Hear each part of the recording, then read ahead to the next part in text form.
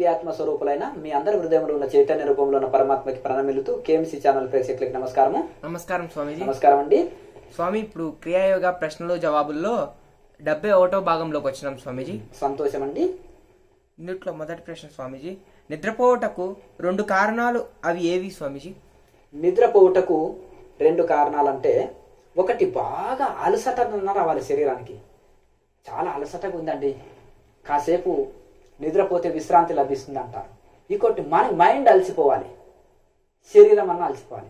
ఒకసారి శరీరం అలసిపోయినా మైండ్ అలసిపోకపోతే శరీరము విశ్రాంతిగా ఇలా పడుకొనే ఉంటుంది, కానీ మనసు ఆలోచనలో ఉంటుంది. కానీ శరీరము మనసు అలసిపోయినప్పుడు ఇంకా వెంటనే నిద్రావస్థలోకి వస్తుంది. శరీరం మనసు అలసిపోయినప్పుడు, బాగా పని చేసినప్పుడు, ఈ పగలంతా పని చేసినప్పుడు అలసిపోయి ఆటోమేటిక్గా నిద్రలోకి వెళ్తాం. ఇంకొకటి తమో గుణం ఎక్కువ ఆవరించినప్పుడు కూడా వాడు ఎప్పుడు నిద్రనే పోతుంటాడు. తమో గుణం లేనిది నిద్ర లేదండి. సత్వగుణంలోనేమో కర్మలు చేయాలంటే రజోగుణం లేనిది కర్మలు చేయలేడు. తమో గుణం లేనిది నిద్రపోలేడు. తమో గుణంలో నిద్రపోవాలి. కొన్ని భౌతికమైన కార్యాలు కొంత రజోగుణంలో చేయాలి. ఆధ్యాత్మిక కార్యాలు కానీ, ధ్యాన యోగం కానీ, సేవా కార్యక్రమాలు కానీ సత్వగుణంలోనే చేయగలుగుతాం. కనుక తమో గుణము అలసిపోవడము, శరీరము బాగా అలసిపోవడము, మనసు శరీరం అలసిపోవడము, అలాగే తమో గుణము, ఈ 2 కారణాలే నిద్రకు కారణాలు. నిద్ర కూడా అవసరమే. మనం ఎప్పుడు శరీరాన్ని మనసుని ఎక్కువ కష్టపెడితే కూడా అది మరి అదొక రోగమే అవుతుంది. అది భోజనము కానీ, వ్యవహారం కానీ, పనులు కానీ ఎంత చేయాలనో అంతే చేయాలి. నిద్ర కూడా ఎంత పోవాలనో అంత అవసరమే. శరీరానికి కూడా విశ్రాంతి అవసరమే. అది ఎక్కువ తమో గుణములో ఉంటే కూడా అది ఒక రోగమే. కనుక ఆ విధంగా ఈ యొక్క నిద్ర తమో గుణంలో పోవాలి. కనుక ఈ యొక్క శరీరం అలసిపోవడం, మనసు అలసిపోవడము, తమో గుణము, ఈ 2 నిద్రకు కారణమవుతాయి. స్వామీజీ, నవరంధ్రాలు మూయట ఏ సాధనతో సాధ్యం స్వామీజీ? నవరంధ్రాలని మూయవలెను అని కొన్ని తత్వాలలో, శాస్త్రాలలో ఋషులు చెప్పబడ్డారు. ఆ నవరంధ్రాలు మూస్తే లాభం ఏంటిది, అది ఎట్లా మూయగలము, ఏ ముద్ర ద్వారా, ఏ సాధన ద్వారా మూయగలము అనేది మీ ప్రశ్న. ఈ క్రియాయోగంలో దాన్ని జ్యోతి ముద్ర లేదా యోని ముద్ర అంటారు. హఠయోగంలో షణ్ముఖి ముద్ర అంటారు. ఇంకా యోగ మార్గంలో కొంతమంది యోగులు నవముఖి ముద్ర అంటారు. హిందీలో నవ్ అంటే 9, నవముఖి ముద్ర అంటారు. అయితే ఇప్పుడు కింద ఎడమకాలి సిద్ధాసనంలో కూర్చున్నాము. సిద్ధాసనంలోనే కింది 2 రంధ్రాలు లాక్ పడతాయి. సిద్ధాసనంలో ఎడమ మడమతోటి మూలాధార చక్రాన్ని లాక్ చేసి వేస్తాం. మలద్వారాన్ని లాక్ చేసి వేస్తాం.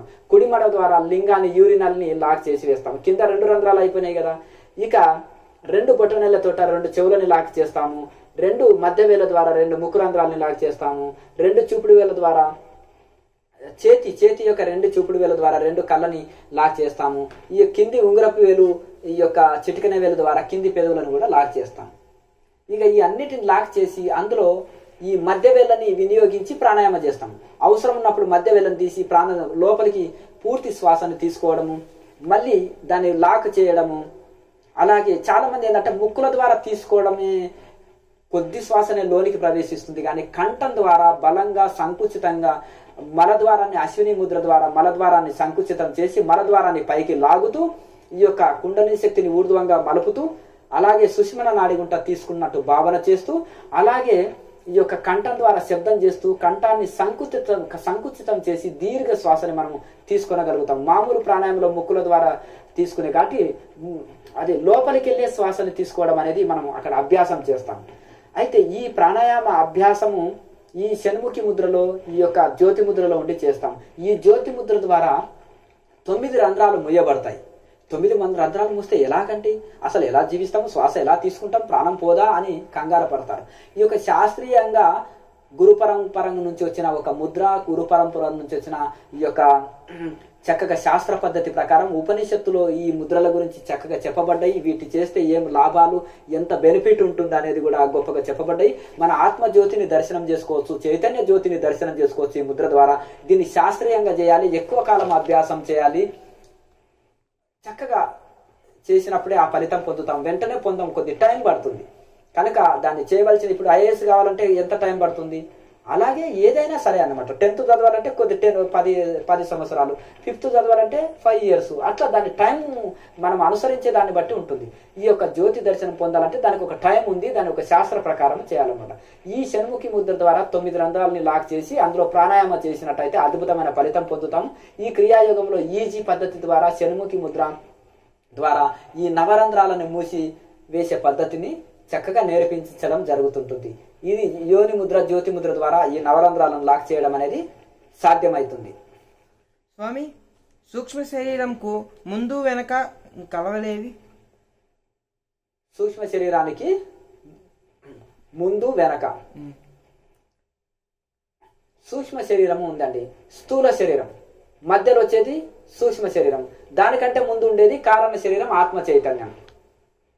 ఈ సూక్ష్మ శరీరం అనేది మధ్యది, కనిపించేది స్థూల శరీరం. మనసు బుద్ధిని సూక్ష్మ శరీరం అంటాం, ఆత్మని కారణ శరీరం అంటాం. స్వామి, క్రియాయోగంకు ముందు కొన్ని ప్రాణాయామం చేయొచ్చా? అయితే ఈ యొక్క క్రియాయోగానికి వేరే యోగాన్ని వేరేలో క్రియాని కలపకూడదు. కాకపోతే ఫిజికల్ ఎక్సర్సైజులు కానీ కొన్ని ఆసనాలు కానీ సాధనకు ముందు వేసుకోవచ్చు, సాధన తర్వాత వేసుకోవచ్చు. శరీరం రిలీఫ్ అవుతుంది, ఎక్కువసేపు ధ్యానంలో కూర్చోగలుగుతాము. అయితే మహాముద్ర పర్ఫెక్ట్ వేస్తే ఇంకా మిగతా ఆసనాలతోటి కూడా అవసరం ఉండదు. శరీరం చాలా ఫిట్నెస్ గా, సాధనకు అనుకూలమైన శరీరము, చక్కగా మనకు ఎక్కువసేపు సాధనలో కూర్చునే ఫిట్నెస్ శరీరానికి లభిస్తుంది. అయితే ఇక్కడ ఇంకా వేరే వేరే రకాల ప్రాణాయామాలతోటి అవసరం ఉండదు.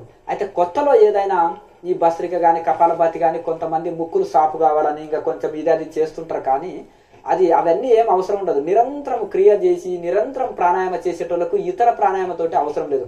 ఆటయోగంలో 2 నిమిషాలు 3 నిమిషాల ప్రాణాయామనే చేయిస్తారు. అదే క్రియాయోగంలో గంటల తరబడి ప్రాణాయామం ఉంటుంది.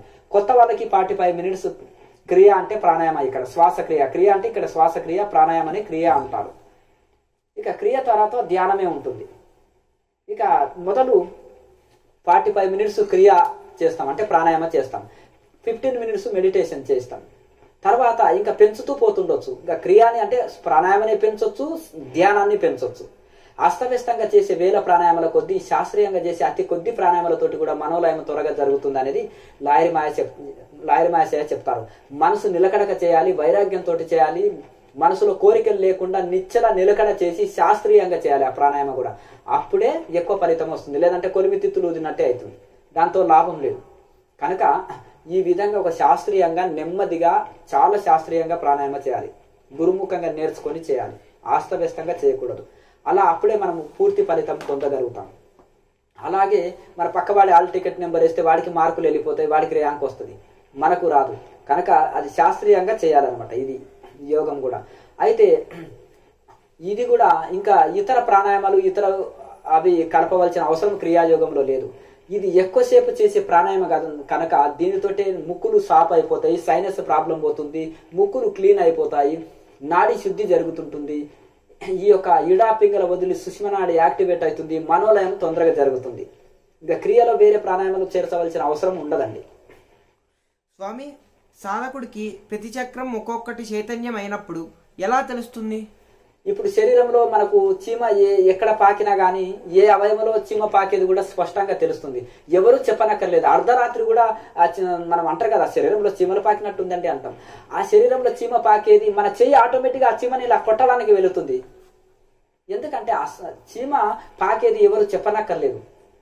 అర్ధరాత్రి నిద్రలో కూడా మనకు చీమ పాకేది ఒంటి మీద ఎంత స్పష్టంగా స్పర్శ తెలుస్తుందో, ఈ సుష్మన నాడి యాక్టివేట్ అయ్యేది, సుష్మనలో ప్రాణశక్తి ప్రవేశించేది, సుష్మనలో కదలికలు కూడా అంత స్పష్టంగా ప్రతి సాధకుడికి తెలుస్తుంది. అది స్వయం అనుభవం అనమాట. ఈ లడ్డు తిన్నది నాలుక మీద పడుతుంది, నాలుక మనసు కనెక్ట్ కావాలి, మనసు నాలుక కనెక్ట్ అయినప్పుడే తెలుసుకుంటాయి. ఇంద్రియాలు జడమైనవి, మనసు సూక్ష్మమైంది, మనసు కంటే బుద్ధి సూక్ష్మమైంది, బుద్ధి కంటే ఆత్మ సూక్ష్మమైంది అని. ఎందుకంటారంటే శరీరంలో కర్మేంద్రియాల కంటే జ్ఞానేంద్రియాలు చాలా సూక్ష్మమైనవి. జ్ఞానేంద్రియాలకు మనసు కనెక్ట్ అయినప్పుడే ఆ విషయాల్ని చూడడం కానీ, వినడం కానీ, తినడం కానీ ఆ విషయాల్ని తెలుసుకోనగలుగుతుంది, అందులో మంచి చెడులు తెలుసుకోనగలుగుతుంది మనసు. మనసు కనెక్ట్ కావాలన్నమాట. అలాగే ఈ యొక్క మనము సూక్ష్మాతి సూక్ష్మంగా మన మనసు సూక్ష్మంగా వెళ్ళినప్పుడు ఇవన్నిటివి చక్కగా స్పష్టంగా తెలుసుకోనగలుగుతాం. స్వామి, మహాముద్రలో కాళ్ళు మార్చేలోపు నార్మల్ బ్రీతింగ్ చేయొచ్చా? చేయకూడదు. ఎందుకంటే కొంతమంది ఇప్పుడు ఈ ఎడమ కాలు తర్వాత కుడి కాలు మళ్ళీ 2 కాళ్ళు కలిపి చేస్తే ఒక సెట్ అంటారు. ఇట్లా మూడు సెట్లు చేస్తాం అనుకోండి. ఒక కాలు చాపి బ్రీతింగ్ తీసుకొని మళ్ళీ కుంభకము చేసి మళ్ళీ ఇంకో కాలు మార్చుకునే లోపల మామూలు బ్రీతింగ్ చేయొచ్చా అనేది మీ డౌట్. అట్లా చేయకూడదు. కొత్తలో వాళ్ళు అనుకోకుండా ఒక బ్రీతింగ్ మధ్యలో వెళ్ళిన సడన్ గా శ్వాస మధ్యలోనే వదలడము, లేకపోతే ముందు కొంగినప్పుడు శ్వాస బ్రీతింగ్ తీసుకోవడము, అట్లా చేయకూడదు. ఎంత వీలైతే అంత కుంభకం చేయండి, మళ్ళీ యథాస్థితిలోకి రండి, మళ్ళీ దీర్ఘ శ్వాసను తీసుకోండి, మళ్ళీ కుంభకం చేయండి, శక్తి కొలది బంధించి ఉంచండి. కానీ మధ్యలో నార్మల్ బ్రీత్ మాత్రం తీసుకోకూడదు. అట్లా అభ్యాసం చేయగా కొంతకాలానికి ఈ మధ్యలో నార్మల్ బ్రీత్ చేయకుండా కూడా చక్కగా ఆ ప్రాణాయామనే చేయగలుగుతారు. ఆ ముద్రకు మారే సమయంలో కూడా నార్మల్ బ్రీతింగ్తో అవసరం ఉండదు.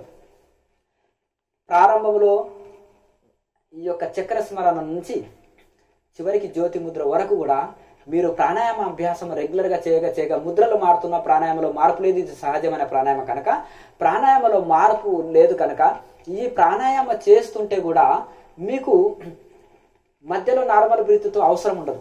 ఈ క్రియా ప్రాణాయామ బ్రీతే అది చక్కగా సెట్ అయిపోతుంది.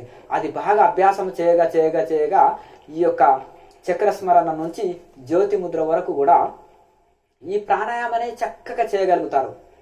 మధ్యలో నార్మల్ బ్రీత్ నడవదు. అట్లా చక్కగా ఆ ప్రాణాయామ బయటి మామూలు శ్వాసక్రియతో సంబంధం లేకుండా ఈ ప్రాణాయామాన్ని చక్కగా చేయగలుగుతారు.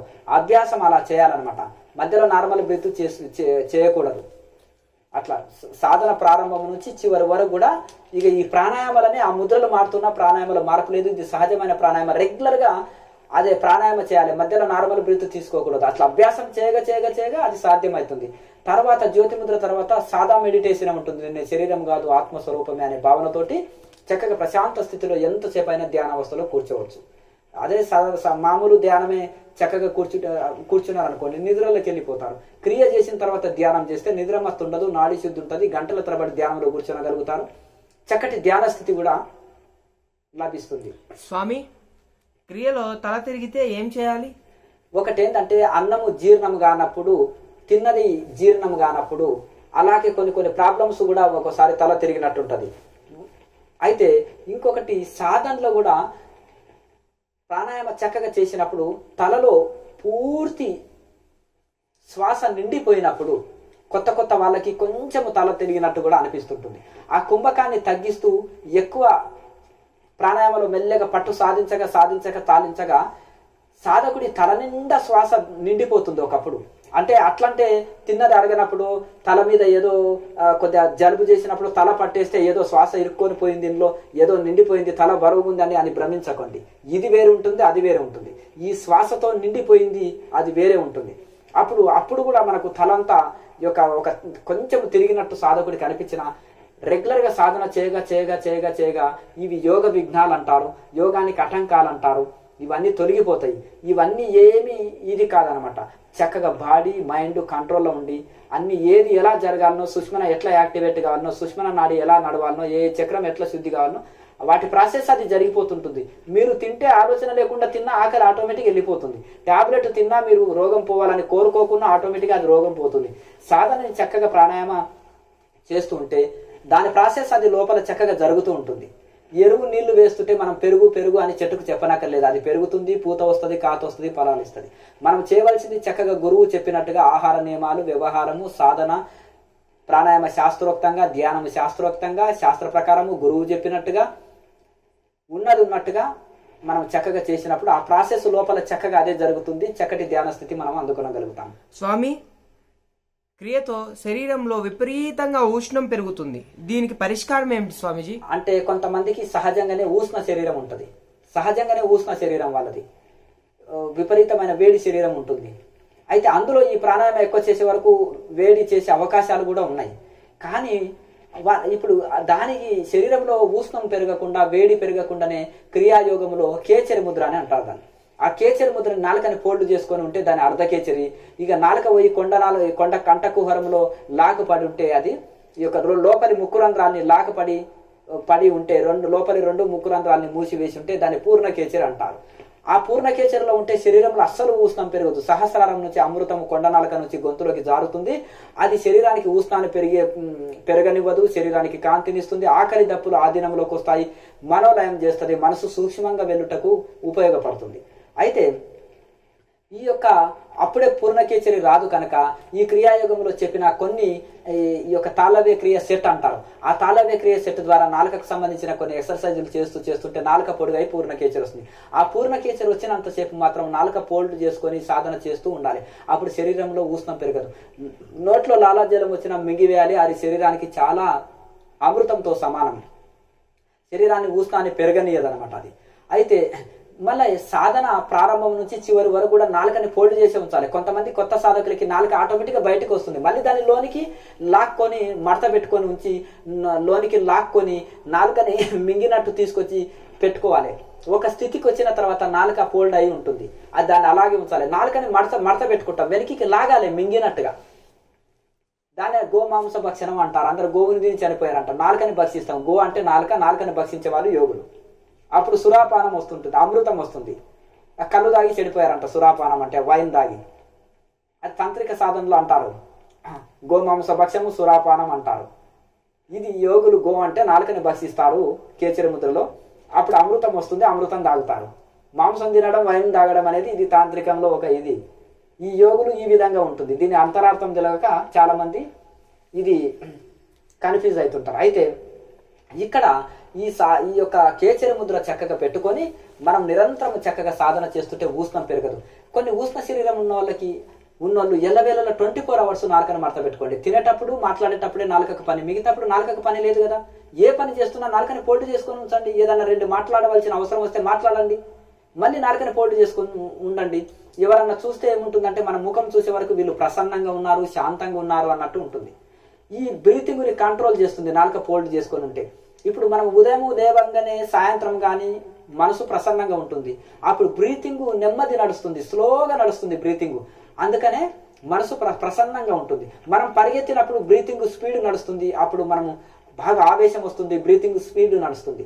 అలాగే మనము కోపానికి లోనైనప్పుడు కానీ పరిగెత్తినప్పుడు కానీ బ్రీతింగ్ స్పీడ్ నడుస్తుంది.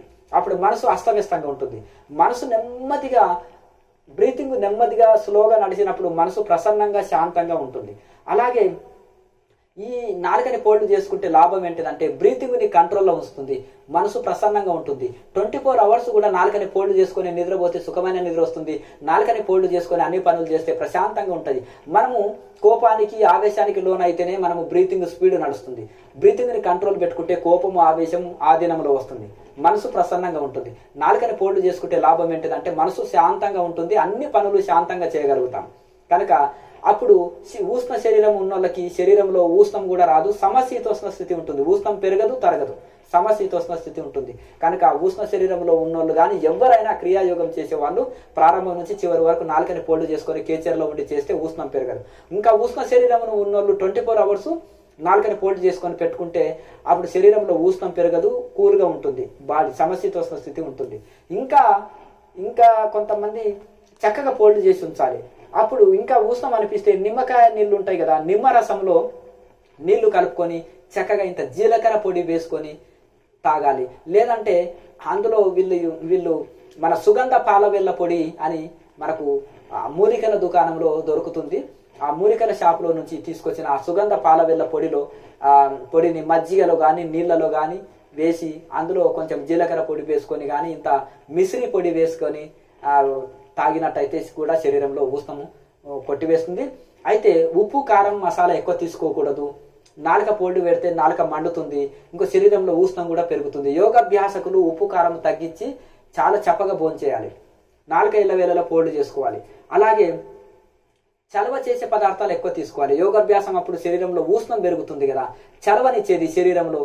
చక్కగా మనము చలవ చేసే పళ్ళు కొన్ని కూల్ చేసే మనకు శరీరానికి బాగా చలవ చేసేటివి పళ్ళు కానీ కూరగాయలు కానీ భోజనము కానీ చలవ చేసేది ఎక్కువ తీసుకోవాలి. మసాలా వస్తువులు కానీ ఉప్పు కారాలు కానీ ఎక్కువ తీసుకోకూడదు. ఇక ప్రత్యామ్నాయంగా మనం దాన్ని చూస్తూ పోతుండాలి. లోకా సమస్త సుఖినో భవంతు. ఓం